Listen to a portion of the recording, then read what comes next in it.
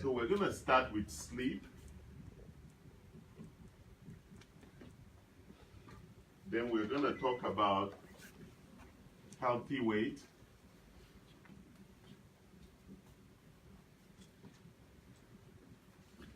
Then we're going to talk about our favorite topic, stem cells. Okay? So we're going to start by watching the video.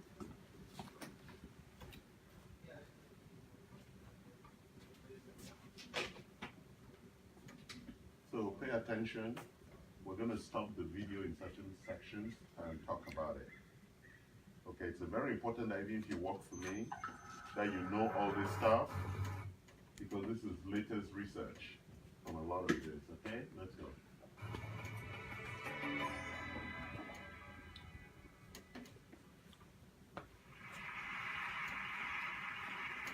Thank you very much.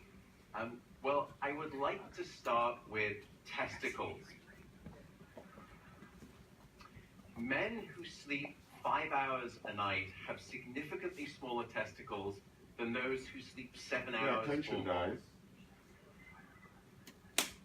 In addition, men who routinely sleep just 4 to 5 hours a night will have a level of testosterone which is that of someone 10 years their senior. So a lack of sleep will age a man by a decade in terms of that critical aspect of wellness. And we see equivalent impairments in female reproductive health. So testosterone is something that we measure. It's a very powerful indication of health for men, as it is for women, right? Estrogen.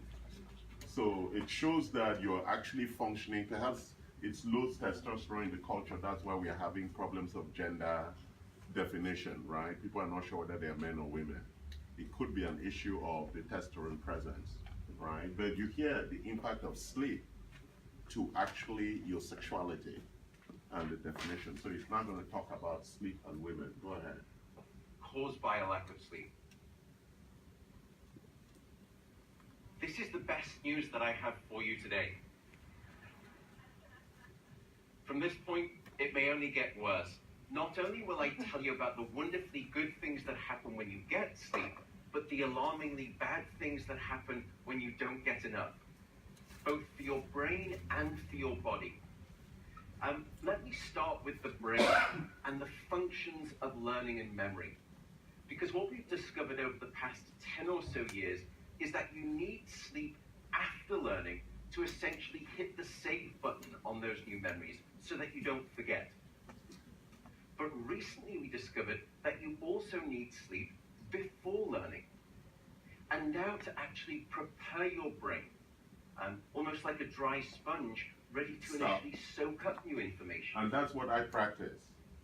I actually sleep before I read, right? Because your brain has been cleaned, right? So now when any new learning actually is moving into spaces that are much clearer than reading before you sleep, when the brain is still crowded with a lot of stuff that has happened during the day. So you need to find your own space, right? As we discuss these very important things. Go ahead. And without sleep, the memory circuits of the brain essentially become waterlogged, as it were, and you can't absorb new memories. So let me show you the data.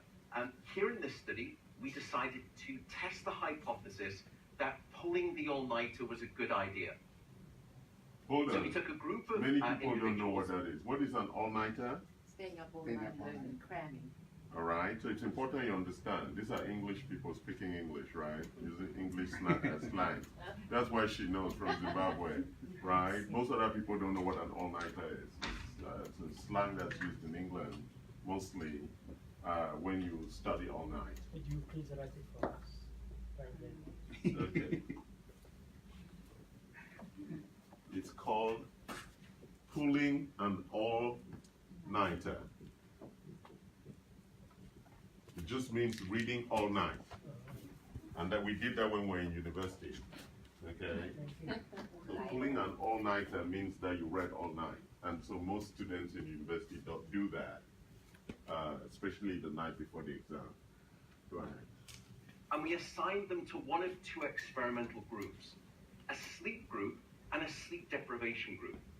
Now the sleep group, they're going to get a full 8 hours of slumber. But the deprivation group, we're going to keep them awake in the laboratory under full supervision. There's no naps or caffeine, by the way, so it's miserable for everyone involved. And then the next day, we're going to place those participants inside an MRI scanner. And we're going to have them try and learn a whole list of new facts as we're taking snapshots of brain activity. And then we're going to test them to see how effective that learning has been. And that's what you're looking at here on the vertical axis. And when you put those two groups head to head, what you find is a quite significant 40% deficit in the ability of the brain to make new memories without sleep. I think this should be concerning considering what we know is happening to sleep in our education populations right now. In fact, to put that in context, it would be the difference in a child acing an exam versus failing it miserably, 40%. And we've gone on to discover what goes wrong within your brain to produce these types of learning disabilities. And there's a structure that sits on the left and the right side of your brain called the hippocampus. And you can think of the hippocampus almost like the informational inbox of your brain. It's very good at receiving new memory files and then holding on to them. And when you look at this structure in those people who had a full night of sleep, we saw lots of healthy learning-related activity.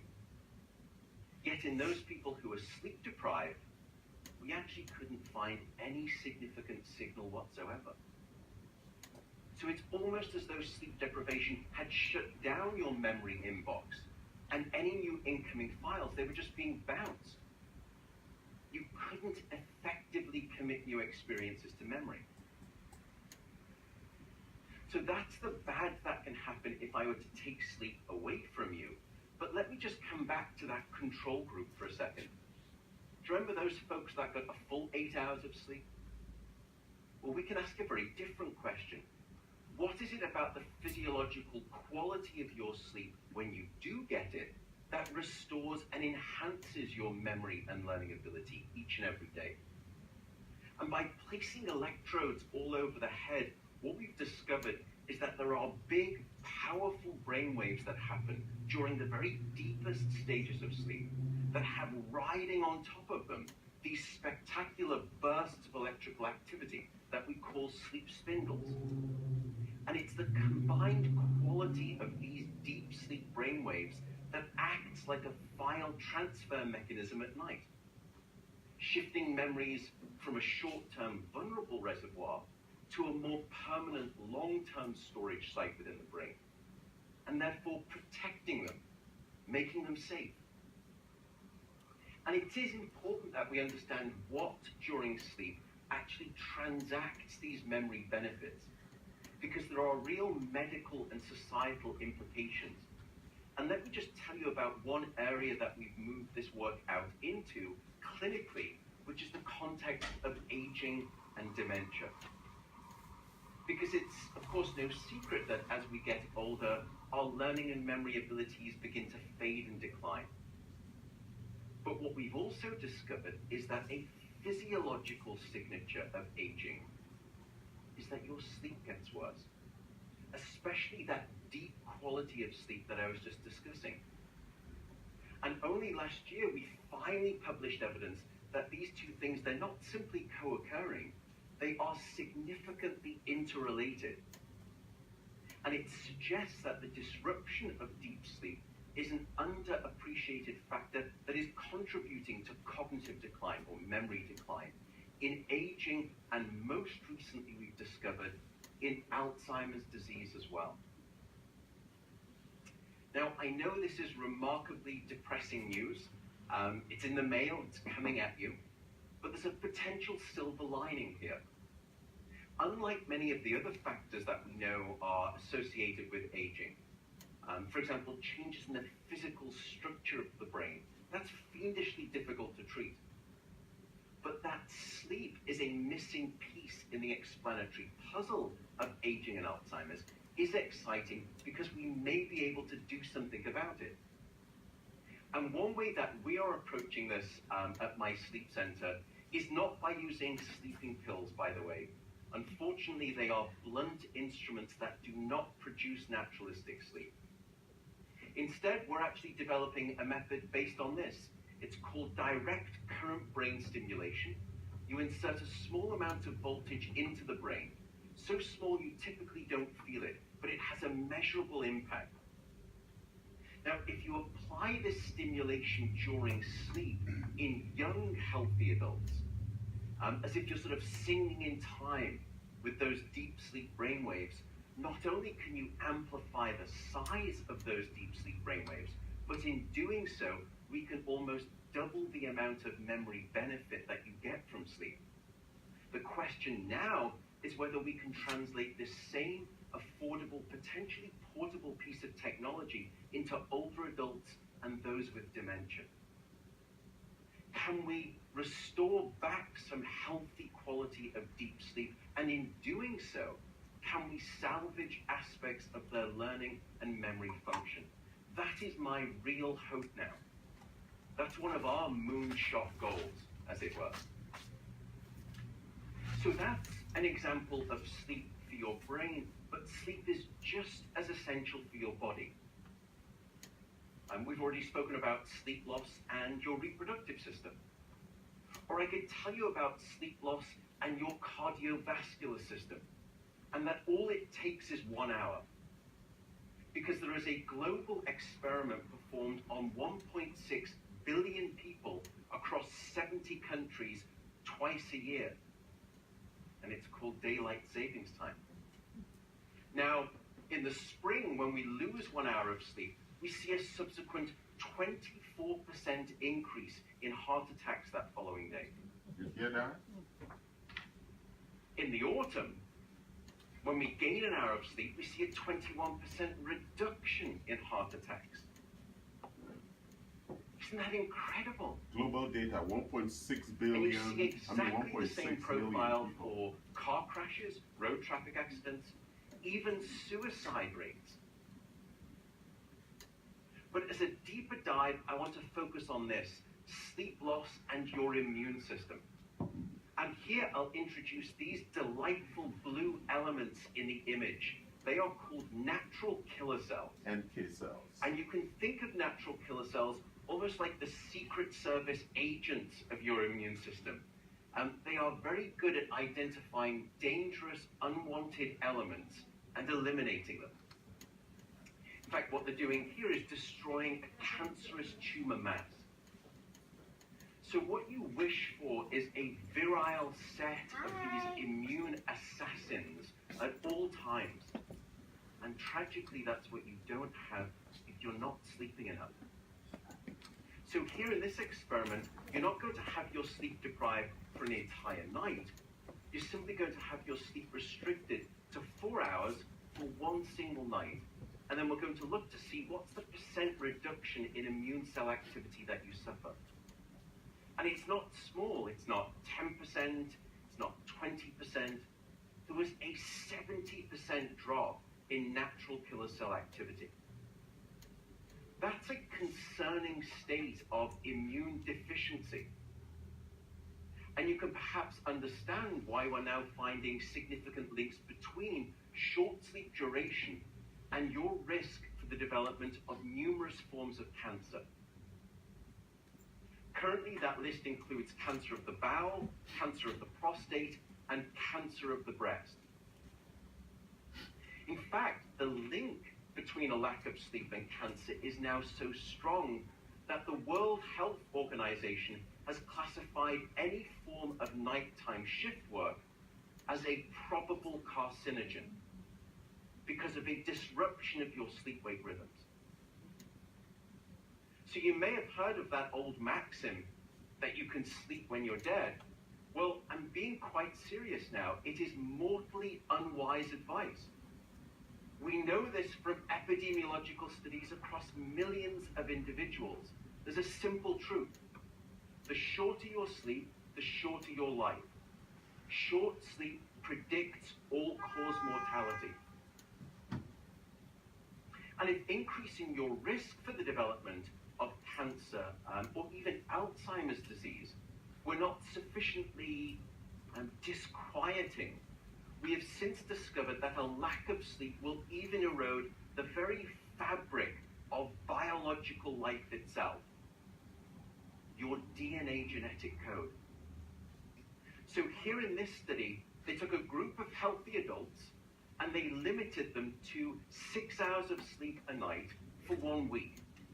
And then they measured the change in their gene activity profile relative to when those same individuals were getting a full 8 hours of sleep a night. And there were two critical findings. First, a sizable and significant 711 genes were distorted in their activity, caused by a lack of sleep. The second result was that about half of the... So that's what we call epigenetics, right? It's about the mRNA expression. So when your lifestyle actually changes gene expression, it's a modification of that actually then demonstrates itself as chronic illnesses, right? Like metabolic memory in high blood pressure or diabetes or high glucose. All of those things have impact at the genetic level and changes the expression of those genes. It's called epigenetics. And it's a very important issue because even when we then treat the disease, that underlying transformation, or what we will call a mutation, is left in there until you can repair it. You understand? So it's not like it changed and then if you start sleeping well, it's repaired. Sometimes the lasting impact of it doesn't go away. And we're finding out with a lot of people who have diabetes, when we reduce their HbA1c to normal levels, the issues that diabetes creates, the microvascular issues do not go away, like the diabetic wounds, the diabetic issues that are all around that, right? The pain, the diabetic pain, and all those things, it doesn't go away because of what we call epigenetics. So it's very important that we understand the two things. One is the basic DNA you come with, and in the expression of that DNA, it's affected by the environmental factors, which sleep is one of those lifestyle factors. Do we understand that? It's very important you understand that. Okay? Any questions? No? Okay, go ahead. So this is just like 1 week. Look at the impact, the epigenetic impact for 1 week, right? Some of us have 10 years of bad sleep. So you can imagine the impact of that. Go ahead. Actually increased in their activity. The other half were decreased.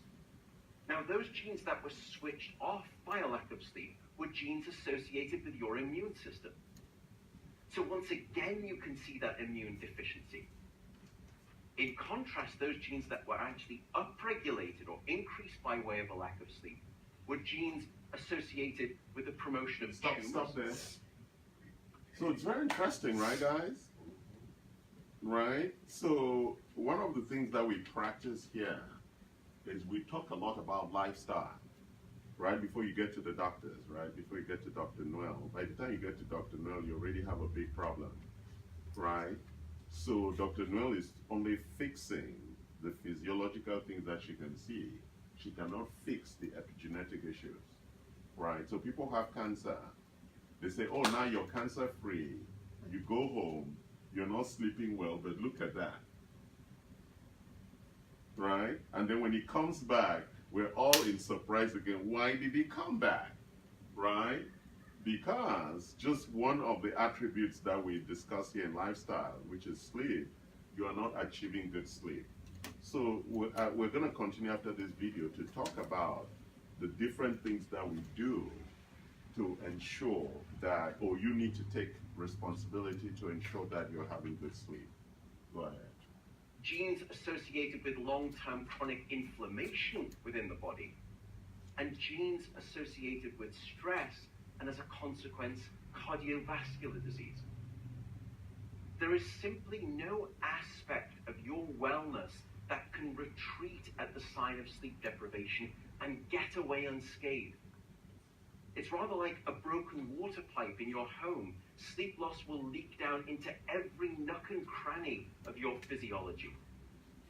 Even tampering with the very DNA nucleic alphabet that spells out your daily health narrative.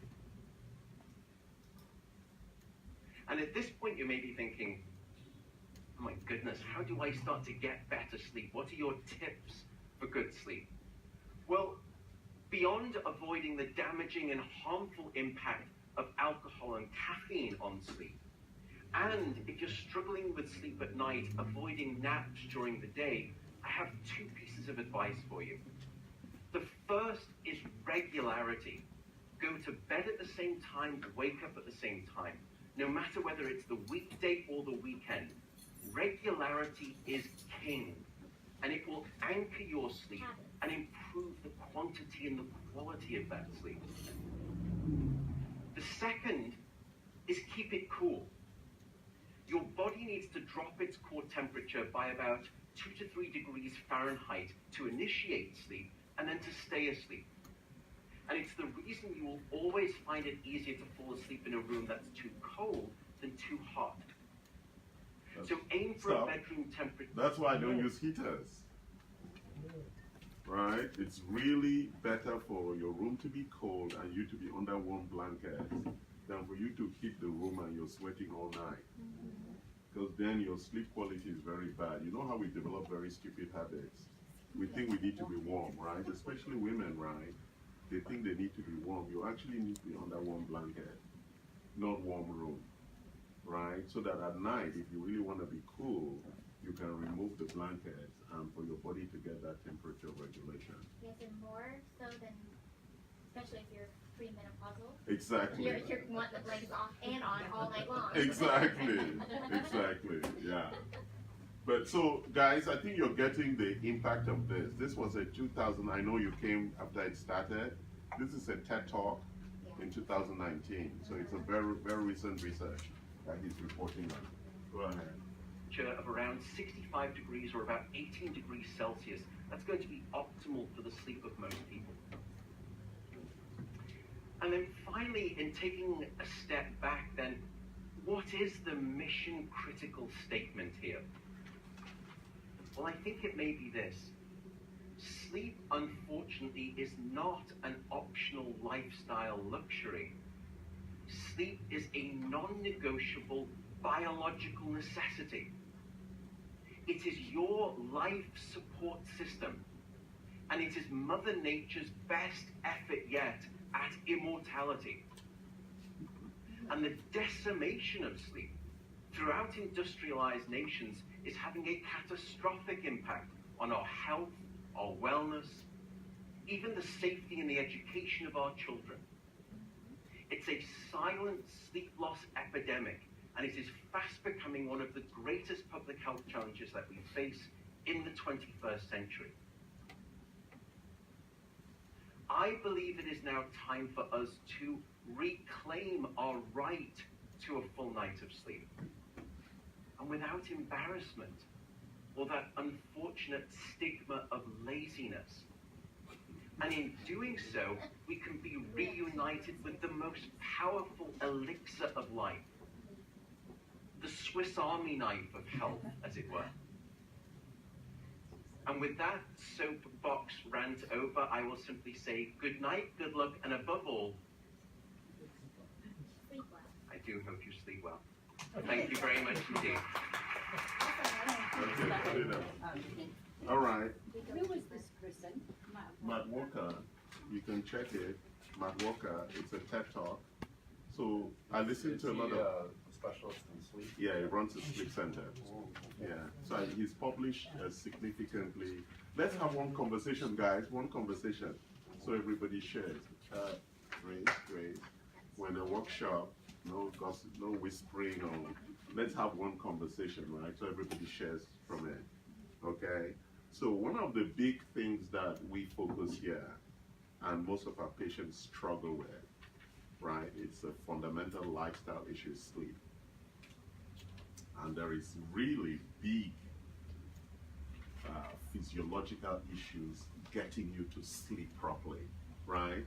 Remember, we used to sleep like rabbits. I remember when I was 18, 19, 20, I could just sleep forever, right? And now I go to sleep and I wake up like clockwork. And since I did my stem cell, I did the adipose stem cell, my sleep has significantly improved.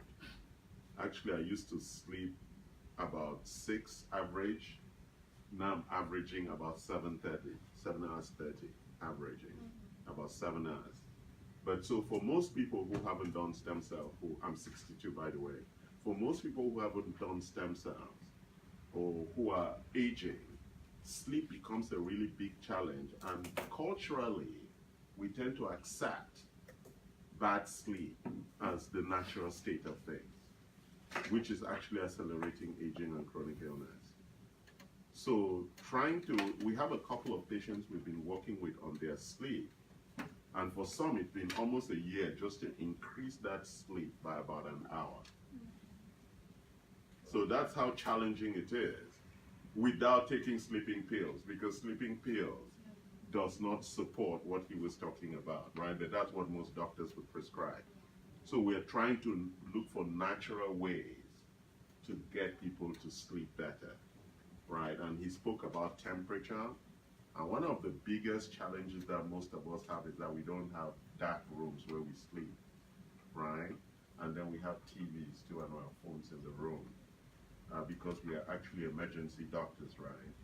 We're worried that we'll miss that call for somebody who's dying. And exposing us to that. Exactly. So we need to have our phone, because when we receive that text, which is a 911 call, and because we are cardiologists, we have to go do surgery and we might miss the call, right? And can I say, even when the phone's in the room and we have it on silence, or it's there. And that's mindset. pressure. And mindset, so you're not getting the full sleep that you deserve. So that's the big challenge about building habits around electronics, and also the ability to be able to fall asleep, even when you wake up to go pee and come back, right? That ability. So today, as we focus on the sleep part of our conversation, I want to make sure that we also had this conversation last week. We have a lot of people who are monitoring their sleep. We have a lot of things. So I wanted to share with you from the National Sleep Foundation, a sleep monitoring guide, or what they call a sleep diary. So turn it to this page and let's just talk about it. And you can make copies of this and then you can use it. For people who are not monitoring their sleep, let's just talk about what this sleep diary talks about. So it says here that sufficient sleep is important for your health, well-being, and happiness. When you sleep better, you feel better. The National Sleep Foundation Sleep Diary will help you track your sleep, allowing you to see habits, right? We love that word habits here. And we also love the word laziness. Those two things don't really sit together, right? Being lazy and developing a habit, right? So you can see the habits and trends that are helping you sleep, or that can be improved. Because each and every one of us, right? Like, one of the things that I really love is that the first thing my mother taught me was that you need to always have a good mattress, right? A firm, solid mattress. The second thing my mother taught me was that you need to have high quality sheets. I buy 600, 700, 800 count natural cotton sheets. Having very good high quality sheets is very important to sleep. It breathes. Exactly. Helps the body breathe and pulls away the sweat so that it doesn't really stay on the sheets, right? And the third thing is about good quality pillows and shower before you sleep, right? So just some good sleep hygiene habits, right? So if you don't have if you're one of those cheap, lazy people who think you can use your mattress for 20 years, that's not really a good idea, right? It's spend the money and buy good quality mattress. If you should change your mattress, how often? About every 5 years. Then you should turn your mattress every 2 years.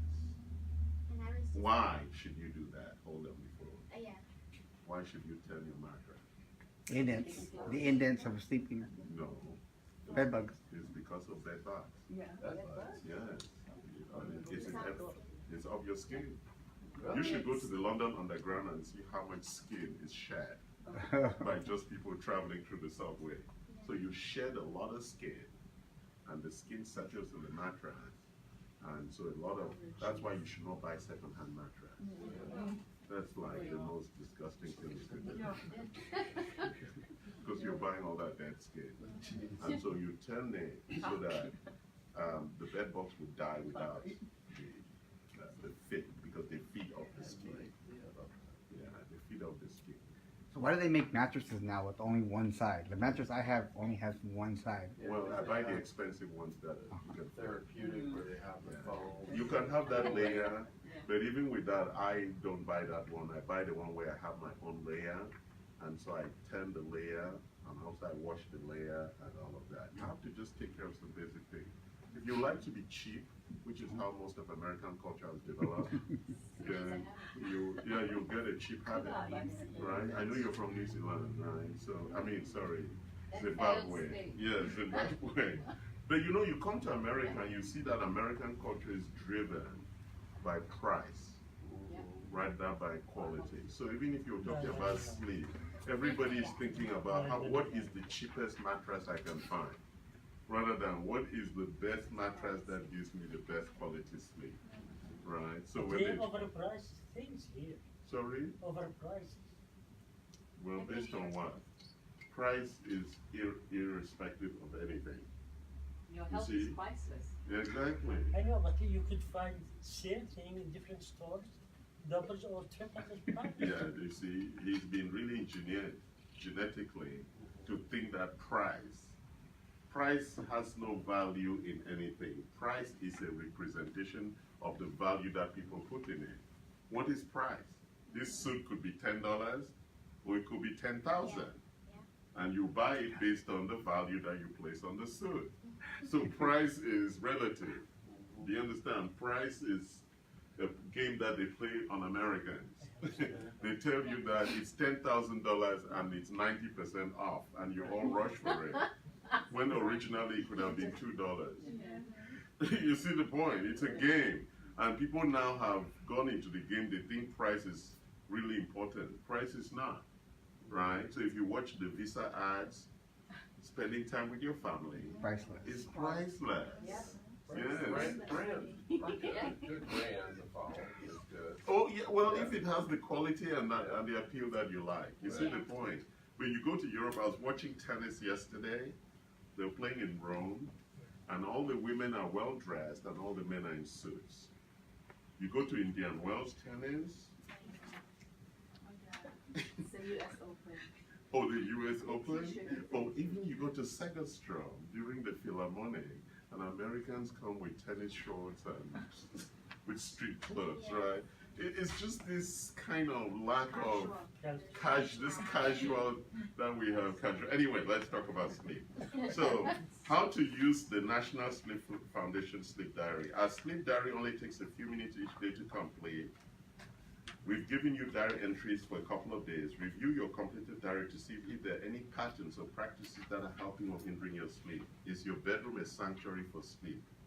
Are there too many distractions? Did you nap interfere with a good night's sleep? I'm a napper. I take a nap. I have this ability to be able to take a nap and still sleep. So my nap, Our naps good, proven. yes, they're very good.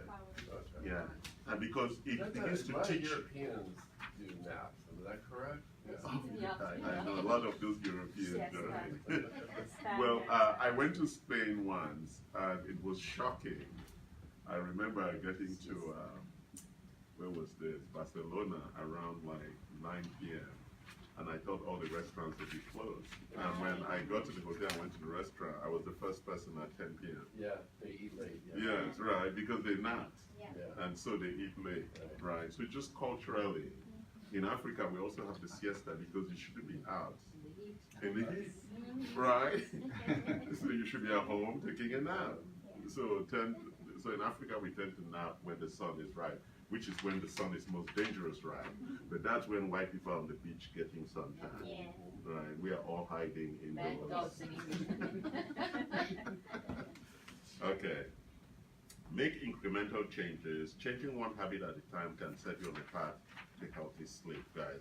So let's just look at that diary, right? They say you should complete it in the morning so that you actually begin to see when you went to bed and build some, right? He spoke about regularity, right? That it's good to go to bed around the same time, and typically I don't use an alarm. I get up around the same time. I don't use an alarm. You see, an alarm is pressure on your sleep. Like Ichi was saying, if you have an alarm, the alarm pressures your sleep. You don't need it because you're not going to sleep forever. Isn't that a good thing? If you slept forever, you wouldn't need an alarm anyway. Yeah, exactly. You And wake up then, every hour waiting for Yeah. waiting for the alarm, and then the alarm goes on, then you snooze it, and then you try to sleep again. It's like, what's the point, right? You know, people play games with their alarm. Just get rid of it and sleep. So actually, Kim, who is going to be joining us shortly, used to use an alarm, and I've been talking to her about getting rid of the alarm. And she said now she actually gets up a few minutes before the alarm, which is very interesting. So you can actually get rid of the alarm. You don't need alarms. The body has its own clock. The body would wake you at the appropriate time. Yeah. Okay. So you see, you when I went to bed last night, I got out of bed this morning. Last night I fell asleep easily after some time or with some difficulty. The number of times you wake up during the night and the number of minutes, right? I can calculate that. Last night I slept a total of that. Or if you're recording it on your iPhone or your iWatch or any other tools, Fitbit or the BDER that we're using, you can then look at the number of hours and look at the details of that. And then my sleep was disturbed by noise, right? Because where we live, I can hear the explosions from Disneyland every 9:30. That's there, yeah. Yeah, you can hear the explosion. And sometimes I'm asleep already and I wake up because I can hear things exploding. Or dogs having a big fight. You know, there's sometimes the dogs go crazy around 1 a.m. Or pets, allergies, temperature, discomfort. So I spoke about your bed and the quality of all of that, right? When I woke up for the day, I felt refreshed. Yeah, here we talk about vitality. If you wake up and you're dragging yourself downstairs to go get a coffee, then you're not refreshed, right? If you're refreshed, you don't need coffee. I slept for 4 hours last night, but I woke up with a ton of energy, so I find that strange. Because you knew he was coming here today. I think so. And now we just whip your ass on that sleep issue, right? So you see, because typically before you would say that, oh, I can manage on 4 hours of sleep, but that's not correct. Yeah. You're losing something Yeah. on the way, okay? And imagine all those hours that you're not sleeping. Well, I don't know what you're gonna do with all those hours. Yeah. Is somebody paying you for those hours? No. So this is in the morning when you wake up, and on the next page is at the end of the day before you go to bed, right? So I know a lot of people drink coffee, but you know the amount of coffee you drink affects your sleep and when you drink it. And typically, we talk about the circadian cycle, which we have spoken about in earlier workshops. You really should not be exercising in the evening because it wakes your body up, and so it's very difficult for you to go to sleep. And then medications, and when you take them, and it talks about when if you took a nap. Most times I'll take a nap weekends. I'll take a nap today. During the day, how likely was I to doze off while performing daily activities? Right? Like when we are at the stem cell workshop yesterday, I could see a few people dozing, right? because dozing is a sign that you didn't sleep well. People who sleep, do you see children dozing, little kids? They don't really doze except they're ready to go, right? They don't doze because they're fresh, they sleep well, so they're alert. So if you doze, it's a sign that you didn't rest well. And so it's not because the presenter is boring. I know that's the excuse we use, right? Sorry, if you're dozing now, it's not because of me, it's because you didn't sleep well. Okay. And throughout the day, my mood was, because you can always check that if you really sleep well, right, it affects your mood. You're happy, you have vitality, right? It's not Grace pissing me off, right? It's not even pissing me off or Vincent. It's because I don't sleep well. And so typically when I don't sleep well, Elaine upstairs can tell when I walk in, I'm pissed off already. Oh, if I get beaten at tennis, I already come into work pissed off.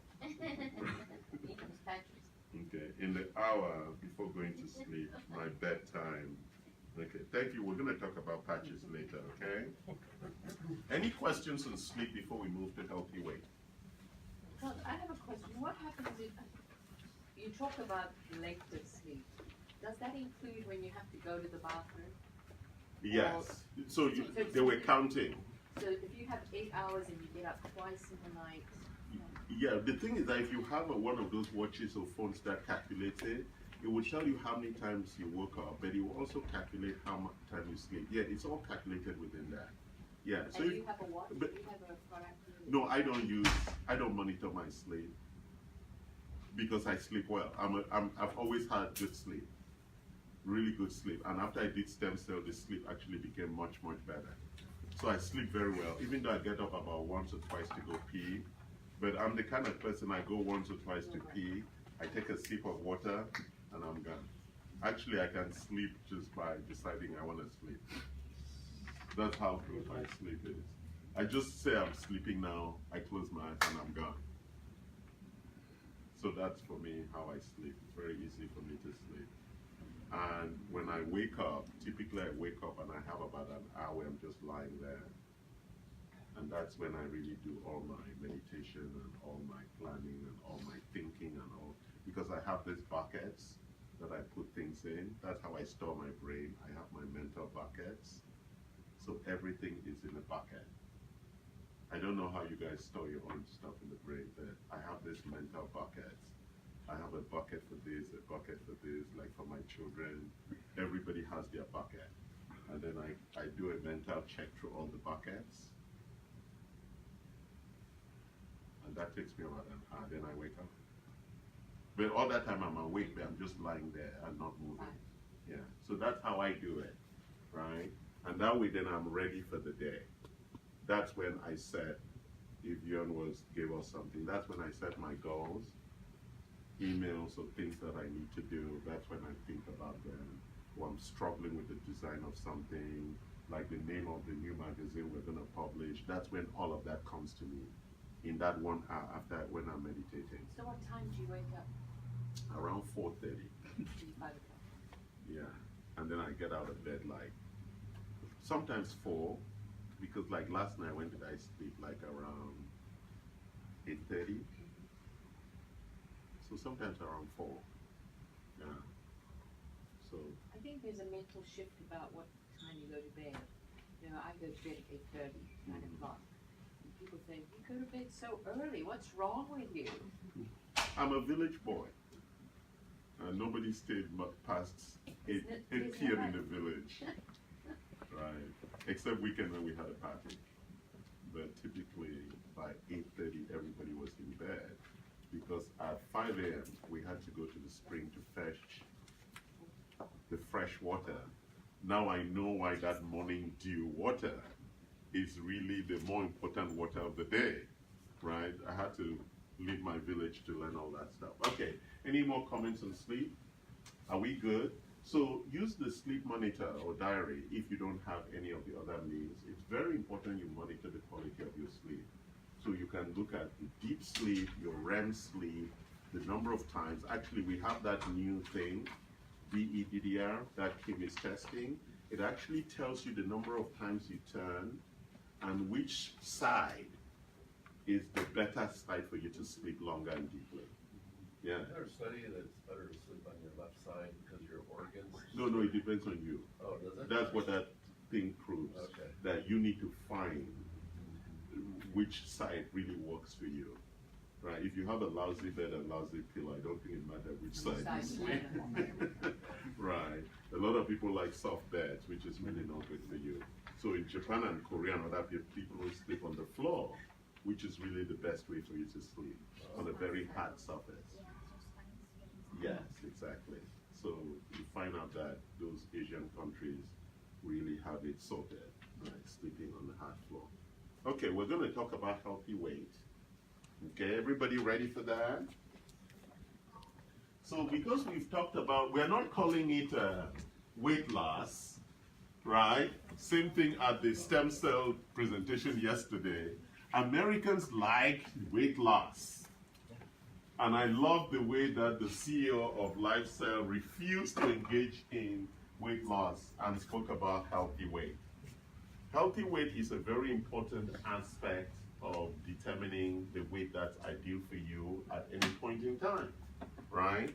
So today we're going to talk about your activity metabolic rate and your basal metabolic rate, right? And then we want to look at that over the span of your life. And I will bring you some Buddhist teaching into this. So this is when you're 20, 40, 60, and for some of us, get to 80 and above, right? So Buddhism teaches that the calorie that you have at 20, which should be about 2,500, when you're 40, you should be having half of that. Which is what? 1,250. And at 60, you should be having half of the calorie you had at 40, which should be 125. I mean, sorry, 625. Thank you. And at 80, 312, right? This is what we are now calling caloric restriction. That's the new emerging science of living a long life. The Buddhist literature had that already for thousands of years. That is really how you should be managing. Are you going to join us or you want to leave? I can join you guys. Okay, join because I have your stem My cells here. stem cell. All right. So when we look at these caloric reductions, right? It's very interesting. How many people here have done their basal metabolism? How many people have done their body composition? All right. So if you do your body composition, you're going to do your Simon. You should already know what those numbers are. So what is the activity metabolic rate? Hello, Americans. Hello, fellow Americans. So your activity metabolic rate is the average amount of calories you burn every day being active. Your basal metabolic rate is the amount of calories you burn while sleeping or doing nothing. And the difference typically is about, how many, Vincent? It's about 600 or 700, right?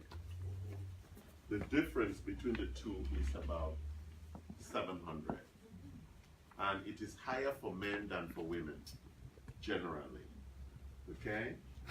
So, the body needs calories mostly only for movement. So when we are born, the optimal metabolism for the body is fat metabolism. But as we grow older, glucose metabolism begins to take over, right? The body begins to love to burn sugar. really, that's why if you reduce the calories, it actually increases your age because you restrict the glucose metabolism, which is the bad metabolism, right? Which is what cancer feeds off from.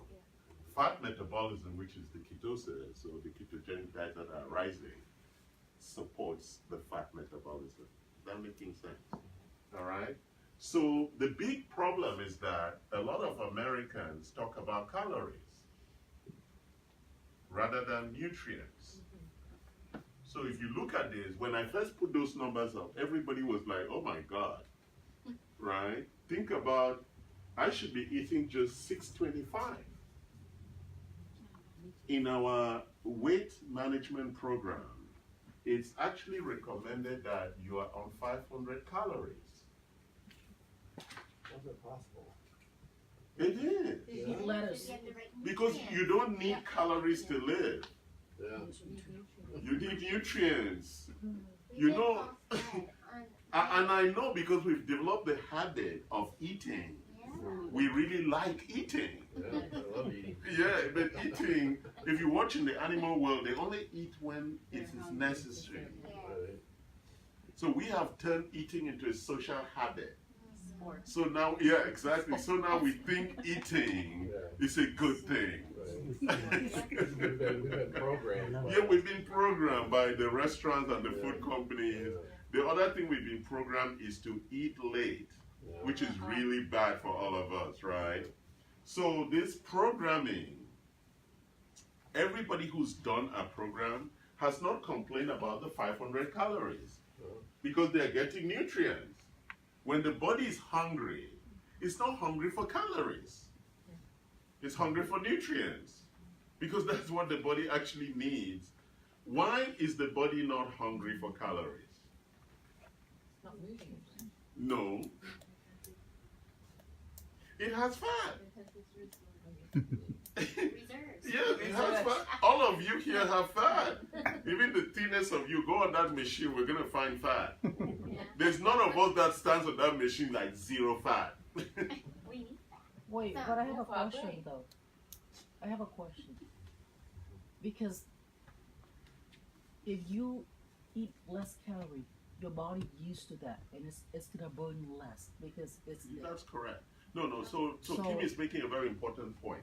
As you're growing older, your metabolism is actually slowing no, down. I don't want it to slow down. So you need lower calories. I agree with you. Yeah, I don't want it to slow down because when you eat Don't- less, No. There's how are you gonna stop it from slowing down? Naturally, eat more. Eat more. No, aging. I is tried that, doesn't natural. work. Eat Right. more.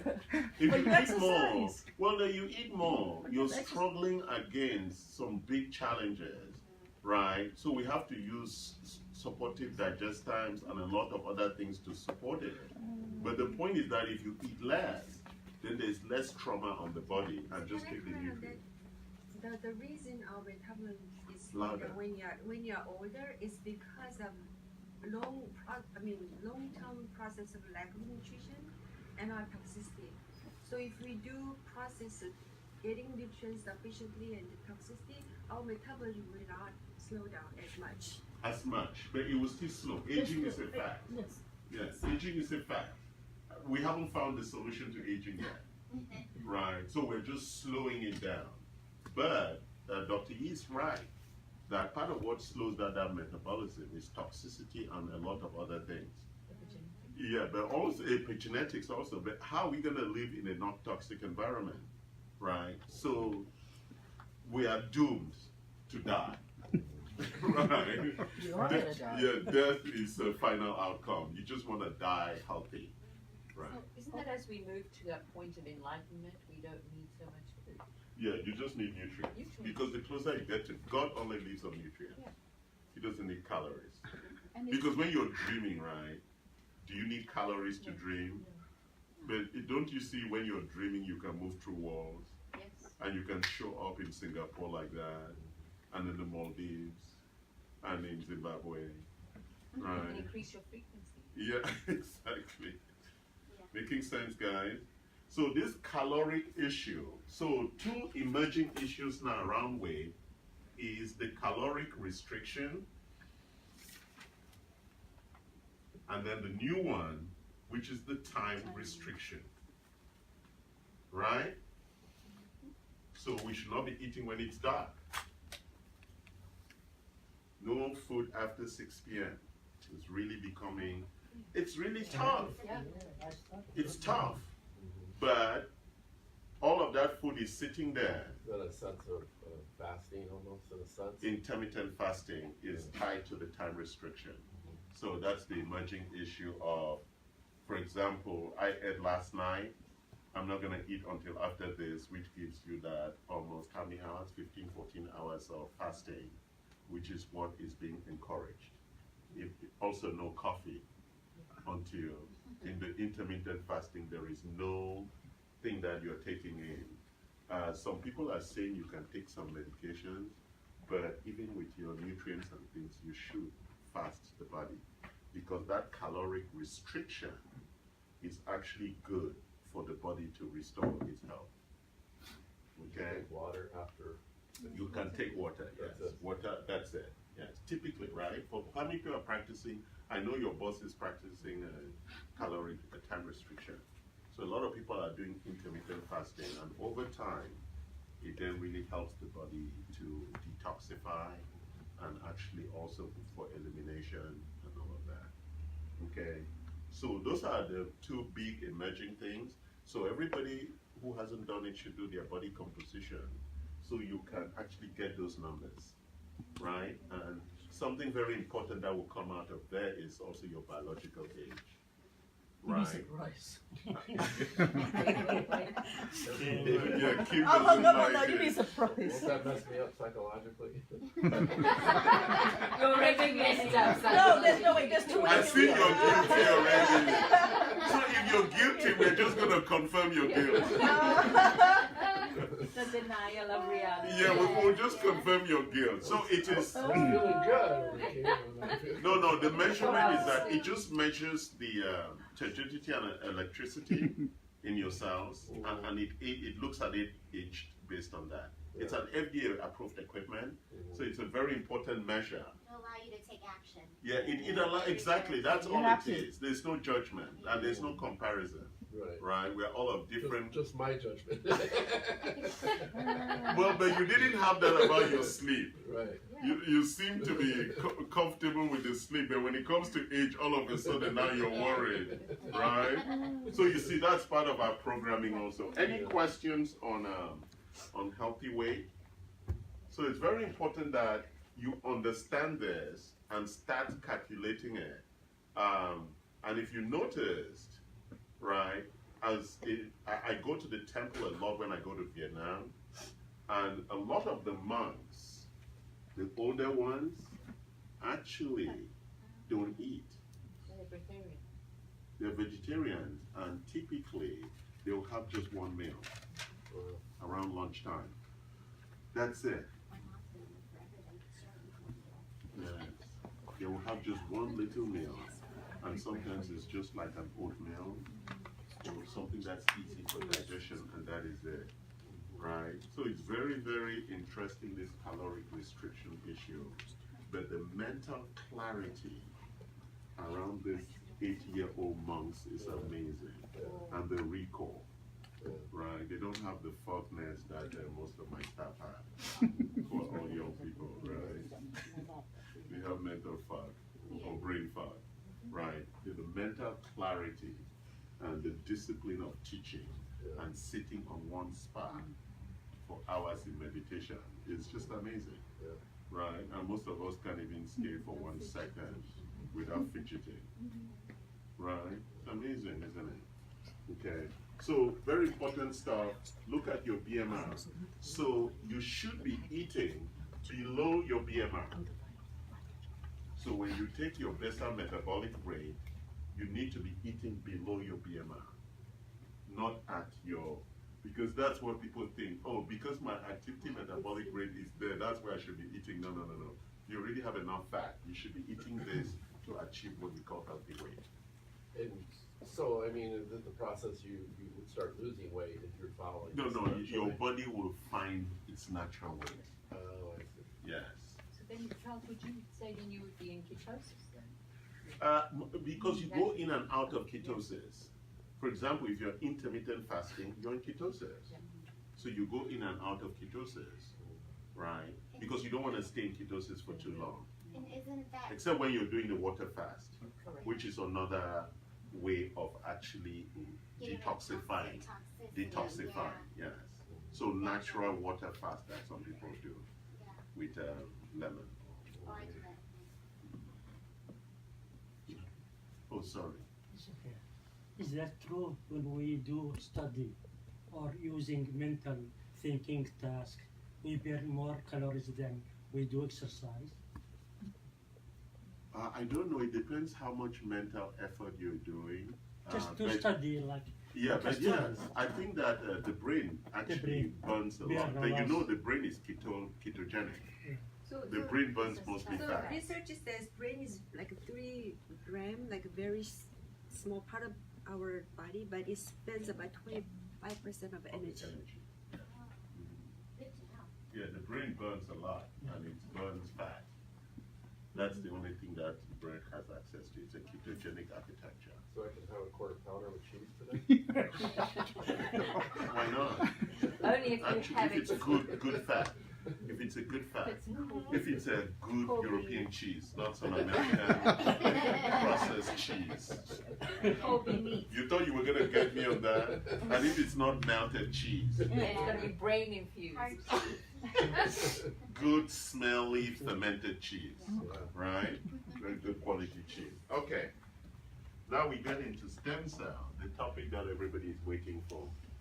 Are we good with this? Yeah. So make sure that we do the body composition for the people who haven't, so they get their numbers, and then they start working on it.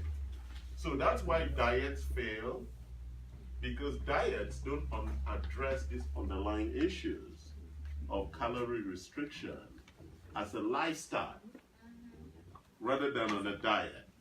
Calorie restriction should be a lifestyle issue, right? So no dessert. I know Kim is waiting for when she can go back to dessert eating. I still have dessert. I'm sorry. I will not give that up. Kim has a nightmare about missing out her dessert, I know. right? Okay. So there is a lot of big conversations around stem cells. So we're going to give the perspective of anti-fragility health. So we are looking at 3 kinds of stem cells. We have the adipose stem cell. We are looking at the umbilical cord.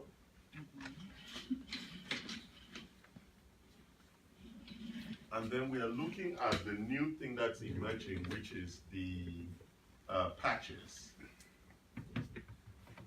The patches are different because they are stimulating your own stem cells.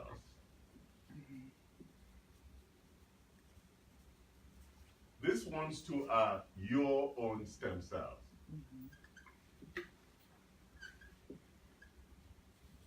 This is from some baby, from third party.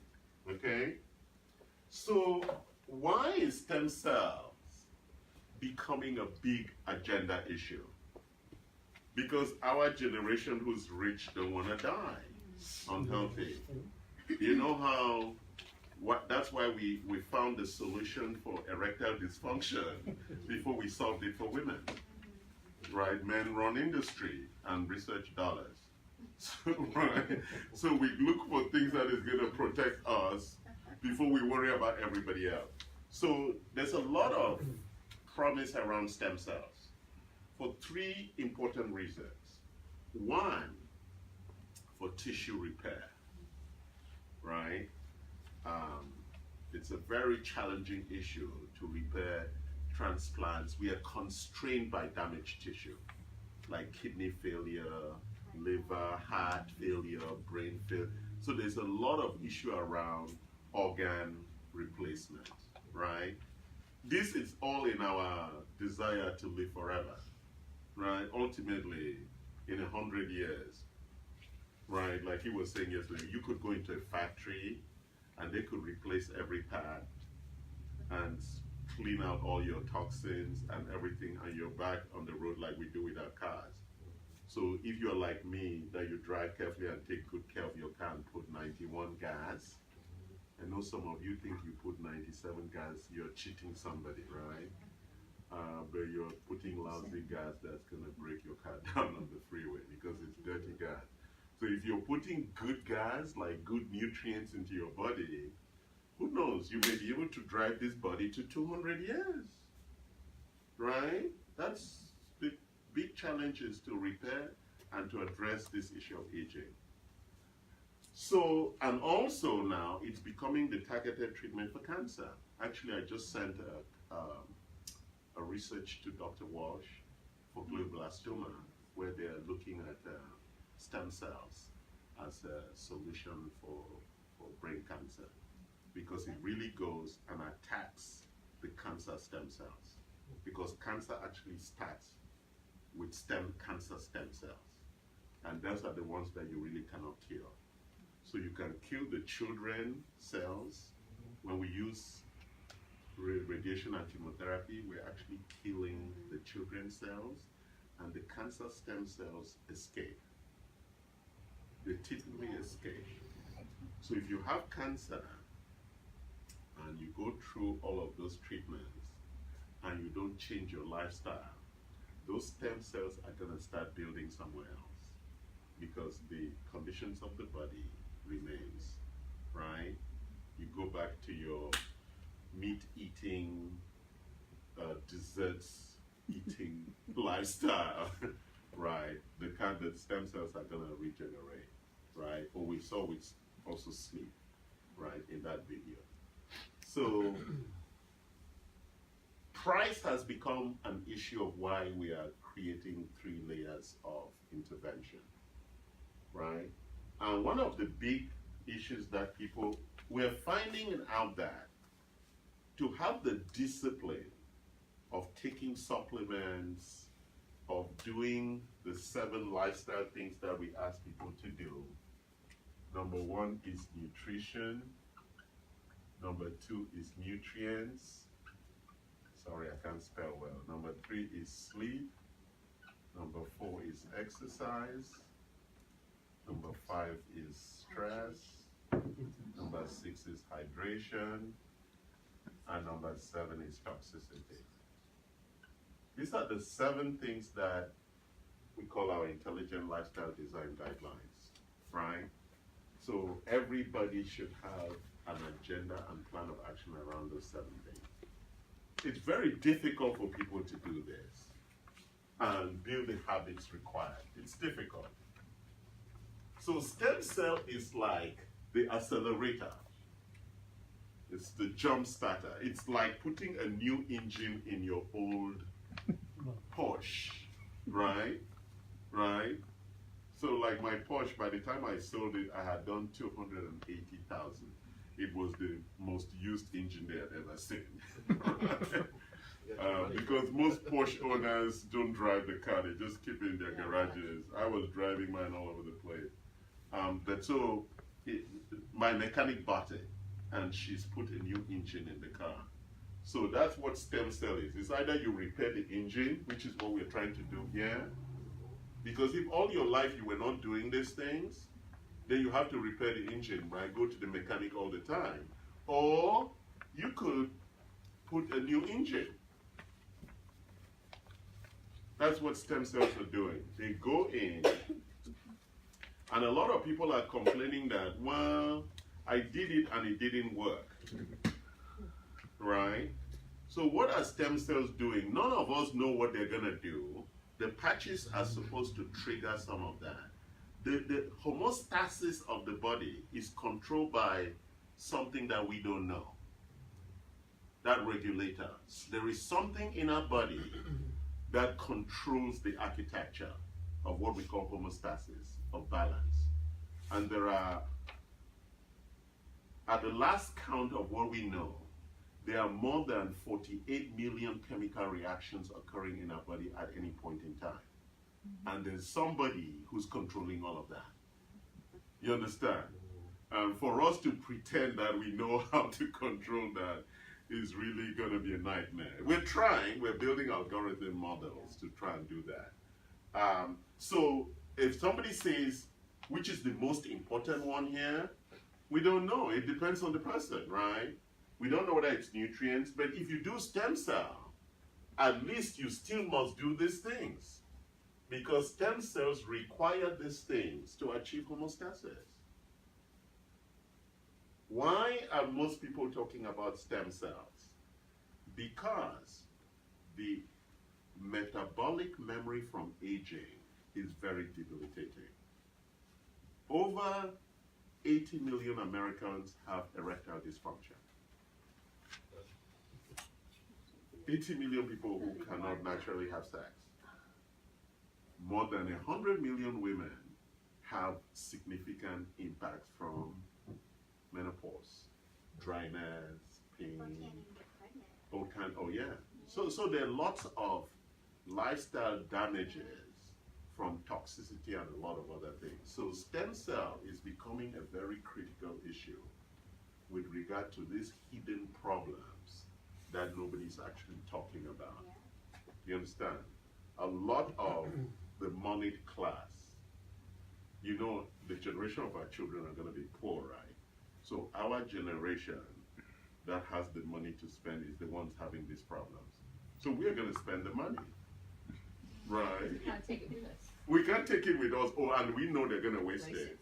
So we're going to have to, right, King, we're going to have to spend it. You know, they're wasted, right? So we have to spend it on, Generation. yeah, your generation. We're not going to leave it for you guys. You guys have shown persistence in discipline. Thank you. Oh, I feel sorry for these outnumbered here. Your generation has shown a persistent in discipline and laziness, right? So we know we can't leave it, so we have to use it. The millennium. Yeah, the millennium. Sorry, sorry. So we have to use it. And so there are these emerging areas. And so we've spoken about the adipose and the umbilical cord, and we have pricing around that. So today, we have decided to start distributing the stem cell patches. Yay. Actually, I have a couple on me right now, and yesterday as I testified or witnessed, or whatever the word is, at the conference, is that I now wear them to play tennis. I wear the energy one. I thought I brought the energy one. So I wore 2 of the energy ones the last time I played tennis, and I beat Tom in 2 sets. I haven't beat him for quite a few months because he plays every day and I play like when I'm in town. So sometimes I travel and I'm not playing. Does he know you're using the patches? I didn't tell him. That's the unfair advantage. You see the problem with poor people? Why is it an unfair advantage? It is the advantage of money, the moneyed clubs, isn't it? So I pay for my People are children. gonna stop you. The Hold people on, are I gonna pay for stop my you. children to go to Harvard and people complain. You know, it's the advantage of the moneyed class. Yeah. Why should I tell them that I'm using patches? It is my secret. Yeah, I like the way you ask Kate whether you're using patches. You know, it's like, sorry, Nadal just beat Novak in the Rome ATP Yeah. finals. Yep. And you know, for a long time, people have been trying to analyze his drinks. So he has 3 bottles of drinks he puts by his chair. And you know, people take pictures of it, trying to understand what it is. And then now he uses colored bottles. Right. So he's using bottles that we can't tell what the color of the drink is. So nobody knows what kind of drink, but he doesn't test for any drugs, right? At least drugs we can find out. So who knows whether my pee is going to show Right. that I'm using patches. Wow. Yeah. So there has been testing on that or no? That You know, there's no testing on it because it doesn't really change it doesn't- anything. Okay. It is No. me, my body generating more stem cells. Right. Gotcha. Right. So, and it is through light and Yeah, energy. it's not like steroids. It's not Yes. enhancing drugs. Yeah, it's It's not not enhancing enhanced drugs. It's a natural It's enhancer. just that it's giving me, who knows, perhaps that's what the guy in the Bible used, right? The guy who could lift the crew. Samson. Samson. Who knows? Maybe he had patches. No, it was his long hair. His hair. I would say it's his But hair. his hair, he lost his Yeah. hair. Yeah, his Yeah, hair. yeah. Exactly, right? Perhaps he was using patches. So we I have use it when- Simone here, who's the person representing our. So they have what they call the X39, which is the main patch. That's the one we have. And Kim is taking some today. And then we have one for pain. I have the energy one I just showed you. Wait, They have- I thought I was taking the one for pain. no, they say it's actually better to take the X39, which is overall health. Yes. And then if we want, we'll add the pain one on top of that. But we want to start with the X39. Because I want to start with the pain. Well, Because of my what do neck. you recommend? Yeah, because I That's don't what they want, recommended. I have a certain target thing the that I need to patches work for on. pain, we use them to really, they work She has phenomenally. patches on. Yeah. Yeah, these are the energy ones. Yeah. I'm doing a detox, an energy detox. So the patches work on all the meridians of the body. So the stem cell patches can go anywhere on the body.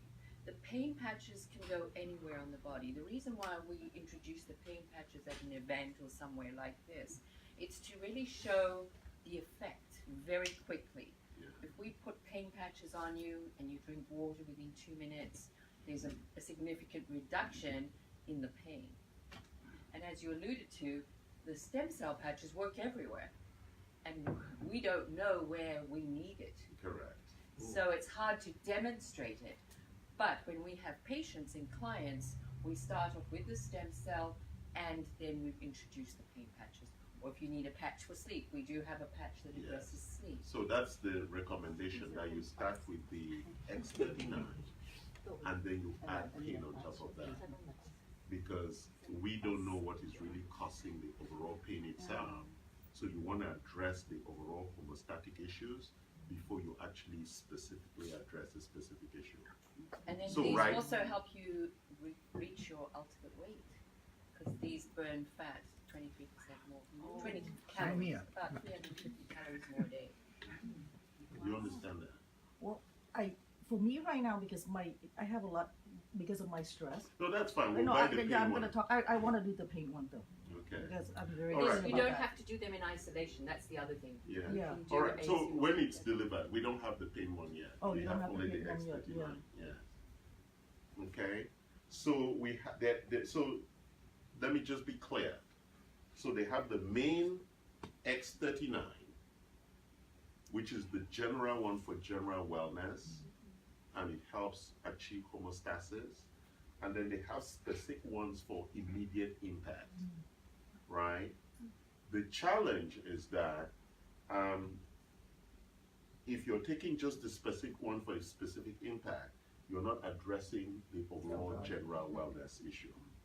And so that's the challenge, because first of all, none of us understand the source of pain, or the source of lack of sleep, or the source of why you're low on energy, or each of the other things. So you want to make sure that you do the combination. So I'm doing the X39 plus the energy enhancer when I use it. So I tend to, but people over time find the combination that works for them. These patches are working on stem cells that are your stem cells that have gone to sleep. So the biology that I understand from stem cells is that stem cells are stored all over our body, mostly in the blood, in the bone, in the fat, and when they are released, sometimes they come out and they are released, and they release a lot of other things. We encourage that you actually follow the lifestyle guidance as you take the patches, right? That you're drinking enough water. Yeah, compliance. You're drinking enough water. Why? Because it releases a lot of toxins as the stem cells are being released, and you need to wash those things out, right? So the stem cells are activating, it's like an activator. No, they're awakening them, because you have those stem Awakening. cells already. Right. What happens is that they are locked up, stored, and as you age, the sensitivity for the body to deploy them has been distracted. I see. That's the point. It's just armies that have gone to sleep and they are being awoken and given energy. I have a question. Can they be blocked because of toxicity? The impact of them could be reduced because of toxicity or lack of nutrients. So all the more reason why you drink water. Yeah. Correct. Yeah. It's very important that there's enough water because it will support the What about the circulation. quality of water? That's a big topic. That's another issue. Alkaline. That is a whole big topic on this thing, toxicity. Yeah, you just opened the topic. There's air quality issue too. Yeah. We use air filters here. We use water filters also. So that's a big topic. Yeah. Yeah, so you need to drink the right quality water. Okay? Can I make the suggestion, we spend a lot of time planning our holidays and what we're going to do with our family, and we don't always spend a lot of time thinking and making sure that we're alive, we stay alive. Yeah, exactly. And healthy. And Yeah, and healthy. Yes, which is a very important attribute about it. Okay? So, but also what I learned from the conference is that if you choose to have only a specific one, like glutathione for releasing toxins, is that the one you're using? I'm using the energy patches. Okay, but it also helps for Yeah, that. yeah. And then there's the carnosine one for strength and flexibility. Next time I play tennis, I'm gonna test that one plus the energy and see whether I beat him 6-0, 6-0. Right, so I'm mentally testing that. I haven't tried the sleep one, I don't have it. So we're waiting for our patches. Yeah. We're gonna order the ones that we have right now, the X39. So are there athletes using this? Oh yes, Oh, yeah. well that's where it started. It Okay. started with The Navy SEALs. the Navy Oh, really? SEAls. See, these are the Technology testimonials. Oh, wow. You want to look at that? Sure. Olympic people are using it, Navy SEALs. These are high performance. Actually, that's where it comes from. Okay. That's where it was tested Right. with people who are in high performance areas. Okay. Any questions on that? Any questions? Comments?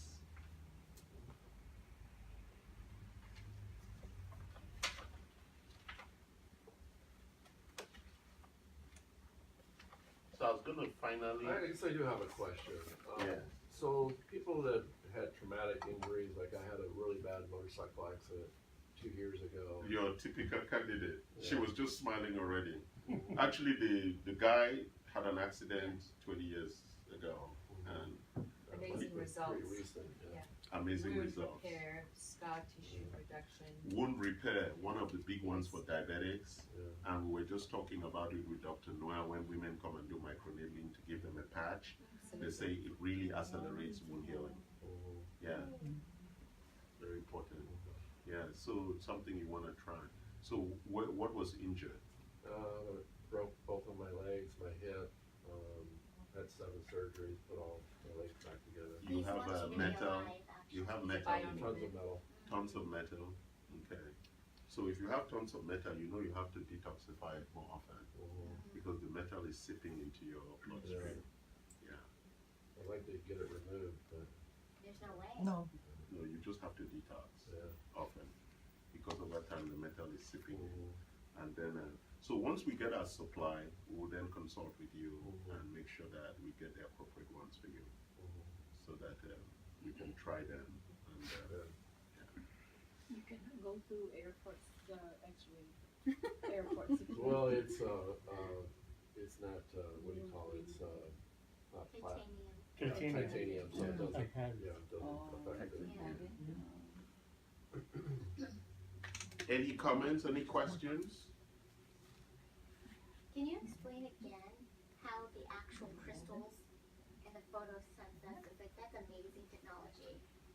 It's very exciting. It works on phototherapy on the basis that as human beings, we emit heat, which is light. And the patches, Actually, hold on there.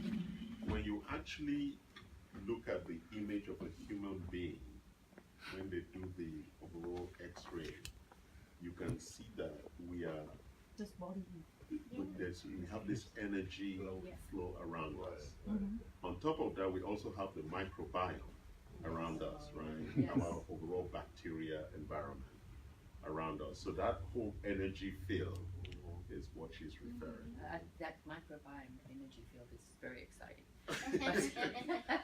So what happens is if you have a patch, the patch has crystals, nanocrystals, that are configured to match certain aspects of your body. And so if you have, and what you're hoping to activate in your body. So for instance, if you were activating glutathione, which we know is the most powerful antioxidant known to man, and we make it internally, the frequency of the patch is matched to stimulate the production of glutathione. So the light from the body bounces off the crystals back into the body and activates the energy fields within our body. Wow. So that's why we have various patches. Yeah. The stem cell patch obviously is the most exciting because of what it does for the whole body. So that's why we now know that of all our patches, everybody should be on the stem cell. The other important thing to know is that just like all of these things are part of your lifestyle, you don't get well and then go out and eat hot dogs and donuts. This is your lifestyle. So is patching a lifestyle. Yeah. You know, embracing your frequencies, knowing that you have a microbiome. You don't do all of this, get your leaky gut fixed, and then go and do terrible things. Correct. It's part of your lifestyle. Correct. And to optimize Yes. the effect of the stem cells, you have to be doing it on a body that's on its journey to being at least clean, right? That you're eating right, you're sleeping well, or it's going to help your sleep, right? Because there's a patch for sleep. So if you're not sleeping enough, there's a patch for sleep that will then help you begin to achieve the right amount of sleep. And then who knows, after several months, you may start sleeping well, you don't need the patch, right? Because all of these things are based on me and how well you feel about it. But I know that if I'm going to play a 25-year-old kid at tennis, I need patching. Yeah. Not always. I think the other thing about sleep that's important that we talked about yesterday, people are being told, you know, take natural products like melatonin, serotonin, Yes. all of those things. And yes, we take them, and what we don't realize is as we take them over time, we suppress the production within our body. Correct. So that's why our patches do not transfuse anything through the skin. It's activating your body to do what it can do best. You know, we talk about drugs. Our body makes the most powerful drugs known to man, For the body. which are appropriate for the body. In the We right don't- amount. Yes, in the right amount. Yes. Exactly. Yeah, just to support what she was saying. So the way we've classified our supplements, we've classified them into what we call F1, F2, and F3. We don't recommend that people are on the F2, F3 for the rest of their lives, only to support them through the transition to address the underlying dysfunction. So for example, the sleep support aids that we use is to address homeostasis until you get to a place where you start sleeping okay. Then you pull it out because as she just rightly said, the body produces its own GABA and dopamine to support the sleep cycle appropriately. The second thing she just said, I came from a conference in Chicago on circadian rhythms, and they now measure the rhythms, which is what she was saying with regard to the frequencies of each of our organs. And that each of those organs is there's a conductor, what they call the SCN, in the hypothalamus, that is the conductor of the band. And everybody is playing according to a rhythm, right? The first chair, the second chair, the bride, right? Yes, everybody is playing, and that's what they're leveraging, the rhythms of those particular organs and product biochemical pathways in the triggers. The overall stem cell itself is the regenerative aspect of the body. When I did my stem cell, and this is the guidance they give on adipose, is that we don't know the injury of time and age in our body. The body knows. So the body deploys to where it is most critical. So it's very important that we understand that. The body deploys to where it's most critical. No question. When you are saying there's a frequency for every organ, is there the timing when it is supposed to be high? So that's why, you know, the hours Yes. that we have to go to bed, Correct. there's a schedule. Actually, there's a very, very detailed paper on that that shows that overall rhythm across all organs in the body. And so when the daylight thing happens, it changes that rhythm because the rhythm is driven by light. Light is the key trigger. We're almost like Daylight. Huh?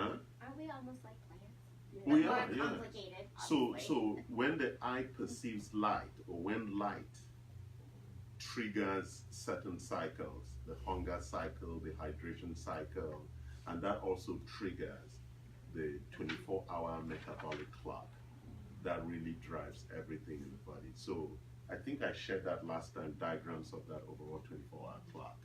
And if you watch plants in fast motion, they kind of go with the sun and down, then they lay flat, then they get up. So that's why it's very important that every day you go out in the sun, even though you're taking vitamin D, it really helps with your clock. So these lights that I use that are almost simulating of the sun, it's kind of deceptive, right? You know, in Vegas, they use this kind of lights. Yeah. So you don't go to sleep, right? So it affects your clock. And so that's really what these crystals are doing. They go and activate the frequency of that particular biochemical pathway to release that. I had to do the background research and see the number of publications they published around it. So if you were in that meeting yesterday, people are already like becoming disciples of this. My caution is that you have to still live a healthy lifestyle. Right. A lot of people are looking at stem cell as the solution to life. Huh? Can you get addicted to patches? Obviously, we are human beings. We get addicted to everything. Can we get addicted to sleep? Yes. Coming in here every day, gonna get a patch. Well, we give you a month's supply. We give you a month's supply. It's 30 patches. But like a lot of them I met are wearing 2, 3, 4 patches. Right? Yes. A lot of people are wearing 2, 3, 4 All the patches. time, you know, you wear glutathione during the day, you Yeah. might wear carnosine at night. Yeah. The energy patches to do a detox. I've just got them here, but you can actually wear them on the soles of your foot, you know, this part of your foot here. That does a total unblocking of the energy fields. So, you know, there's certain things, obviously you're not going to wear sleep Those patches living during the years. day. You know, you're going to wear those. Yeah. So somebody was asking a question there also, should you wear, if you're sweating, the patches may come off. So you want to, like, you can wear it anywhere, you should wear it where they won't come off.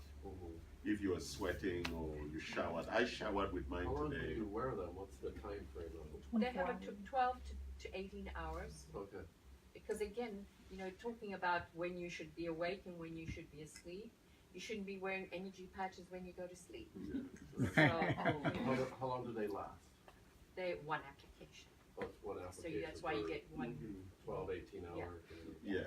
depending on what you're doing. Listen. Okay. They have protocols also. Absolutely, Yeah. there are certain protocols to you know, depending on the injury that we're addressing. Okay. All right. Thank you guys. I appreciate it. There's some refreshments. We explore that.